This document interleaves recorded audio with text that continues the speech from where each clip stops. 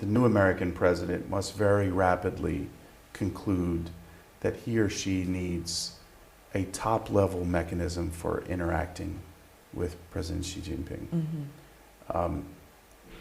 The level of visits between during President Obama's term, he met 19 times with President Hu Jintao or President Xi Jinping. It's a remarkable level of interaction. The new president must have the same commitment to that level of engagement. And that will filter down to the military as well. They'll respond to what we say, the demand signal of the political leaders. And that, I think, would set things up going forward. What we want to avoid is avoiding surprises that would appear to test a new leader in the United States. That would be a bad place from which a new administration would get off potentially on the wrong foot. And so we hope the transition will be a smooth one, and that the existing processes will allow us to manage things through to that new level of engagement that they need to put in place. Is that mechanism still vulnerable? I'm actually pretty optimistic. And to understand the Not source just on Chinese TV, right? Not just on Chinese TV, I've said this elsewhere. And I used to be quite negative, quite pessimistic. And it's worth sharing What that... brought the change? Well, it's important to know how I got to the negative. I was a military attaché here in Beijing during some very tough times. The cross-strait crisis of 95, 96, the aftermath of the inadvertent bombing of the Chinese embassy in Belgrade in May 1999, and then the EP3 crisis of April 2001. Those were very low times. And we found in the aftermath of those events that one side or the other canceled all mill-to-mill engagement. We've seen in the intervening years, when there were things that the United States did that the Chinese military didn't like, they would cancel planned events.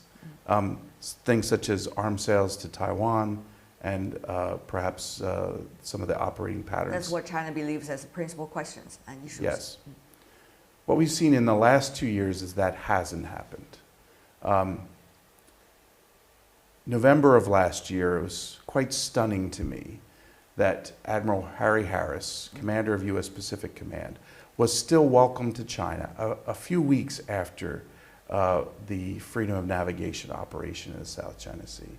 In the past, the Chinese side would have told their American counterparts and Admiral Harris, you know, it's bufang bien, it's not convenient for you to visit right now. And yet, they still welcomed him. And it was a tough meeting, but he still came. Similarly, this year, in late June, the U.S. Chief of Naval Operations was due to visit China and meet with Admiral Wu Shengli. In advance of the arbitral decision on July 12th, the Chinese side said it's probably not a good time for you to visit. And so the visit was postponed. Very interestingly, several weeks later, during the Rim of Pacific exercise, RIMPAC, to which the Chinese Navy was invited again, word came from the Chinese side that Admiral Richardson, CNO, ought to go ahead and visit China. And his visit was put back on. Talking about RIMPAC, second year for China to participate. And it has been expanding also the kinds of operations it's having with the United States and with the other players as well. What do you make of these kinds of military exchanges? How much will that provide transparency and the opportunities to cooperate and work together? Well, for a very long time, the Chinese military was unwilling to collaborate or cooperate with the U.S. in a multilateral setting. They saw that as somehow indicating that they had now been drawn in to a U.S.-led coalition, and they were resistant to that idea. And for a long time, China was not invited either. And for a long time, it wasn't invited. And then that's a fair statement as well. So RIMPAC is both important optically for how it is perceived, and America's allies and friends in Asia want the two militaries to get along. So it's important to them. The navies are doing low-level kinds of things together, and these are important first steps. It's important to note, though, as well, that there are limitations. The U.S. Congress has placed a limitation on the quality of the engagement, and so this is an issue that will have to be addressed, especially in a new U.S. administration. Will these kind of short time RIMPAC joint military exercise really solve that strategic trust deficit? They won't, not immediately, but they'll play their part. Interestingly, for the last 2 decades, top leaders on both sides have called for an increase in exchange of officers at each other's professional schools. And this has not been accomplished to the level that both sides would hope. There are political reasons for that. As you know, in U.S. military schools, representatives of Taiwan's military are often students, and this has posed a problem for the PLA. Similarly, not as many Americans have come to Chinese professional schools. That would be an important step as well. Fundamentally, the military relationship will follow the political relationship. Another question related to this is the relationship between political leadership and the military leadership. Earlier, some were suggesting that the South China Sea crisis, if we could use that word, over the past few months and years, has a lot to do with countries involved relying too much on military judgment rather than diplomacy to be in play. Of course, that's only some of the people's opinions, but that does bring us to this important debate about the role of the military, the role of diplomacy, and the role of the political decisions. What do you make of it? The Chinese side has often said that United States military commitment and presence has emboldened its allies. Many of them are weaker and smaller countries for their own interactions with China, and that this has upset the security balance that previously existed.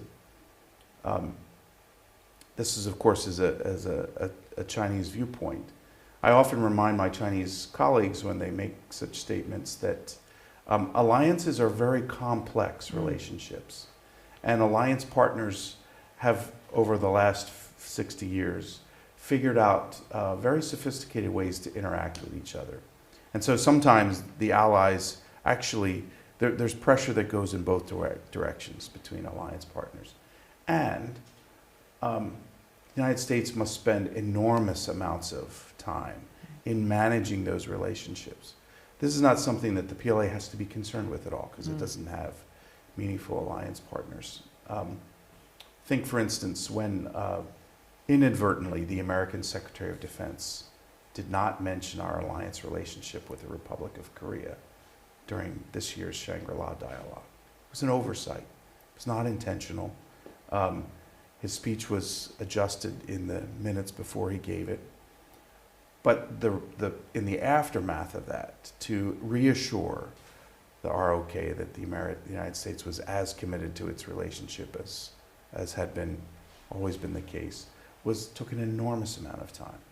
And so I think it's important to know that there are two sides to what alliances mean. The second is that the alliances exist within themselves, within a complex net of political relationships. The United States wants its allies to work closely together, and yet we have two allies in Northeast Asia, the ROK and Japan, that have a very difficult and fraught political relationship based on history, proximity, and a whole range of factors. The United States works very hard with those two partners. In an ideal sense, we would collaborate much more than we do. The point is, the military relationships are just part of that larger political relationship. But there are other countries with whom the United States does not have an alliance relationship. It has growing political ties and military ties, and I think Vietnam would be a country that fits into this category. But as we well know, Vietnam is not interested in being an ally of the United States. It itself has figured out over millennia how to interact with its much larger neighbor to the north. And while it wants a relationship with the United States, it's not looking for an ally. It figures it knows pretty well how to manage its own complex relationships with China.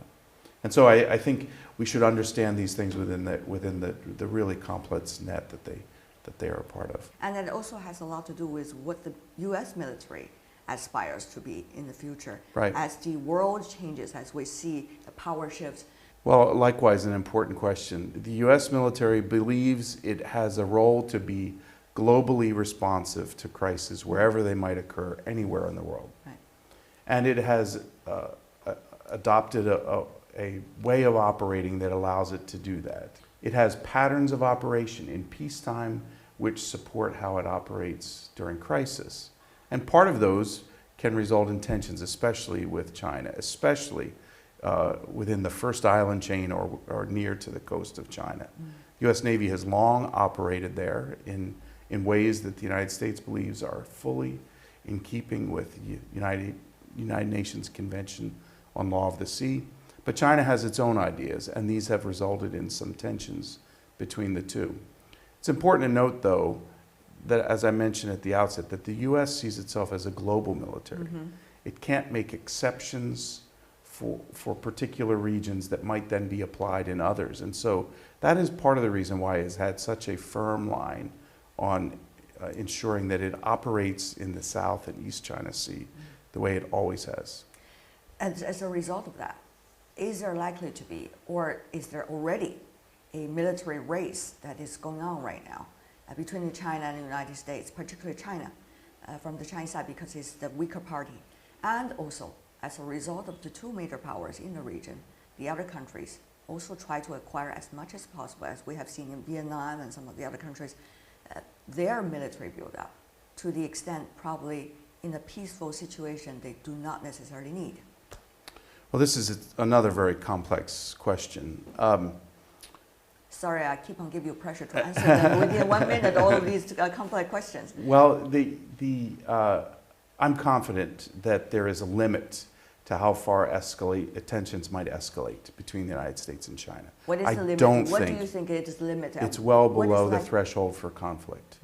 And we'll talk about that in a minute when we talk about mill-to-mill. But it's clear to me that the top leaders, both political and military leaders in both countries, understand that any conflict over disputed territories in the South China Sea would be a mistake of historical consequence.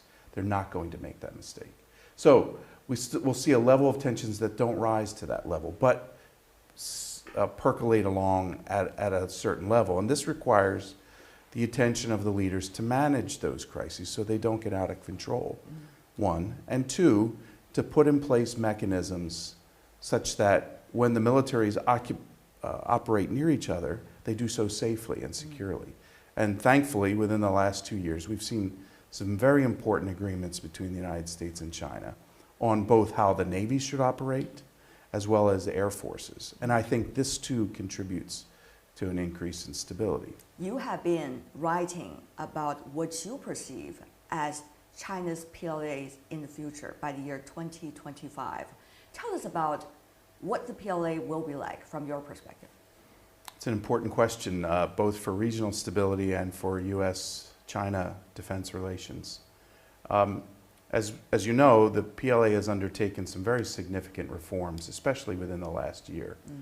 And should these prove successful, and that is an open question, the PLA is positioned to be a military that's prepared to operate globally a decade from now.